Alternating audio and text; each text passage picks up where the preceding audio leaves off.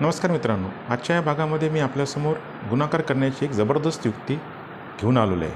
करूया सुरुवात या युक्तीला. या ठिकाणी सर्वप्रथम मी 2 अंकी 2 संख्यांचा गुणाकार मांडलेला आहे 27 गुणिले 23.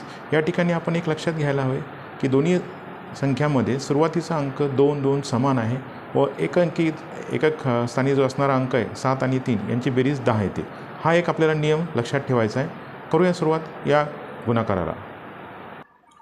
आता या ठिकाणी पाहू शकता आपण 27 गुणिले 23मध्ये मी काय केले, सुरुवातीचे 2 अंक जे आहेत 2 2 सारखं आहे, कॉमन आहे, ते ॲरोनं दाखवले आणि शेवटचे 2 अंक 7 आणि 3 यांची बेरीज 10 येते ते ॲरोनं दाखवले.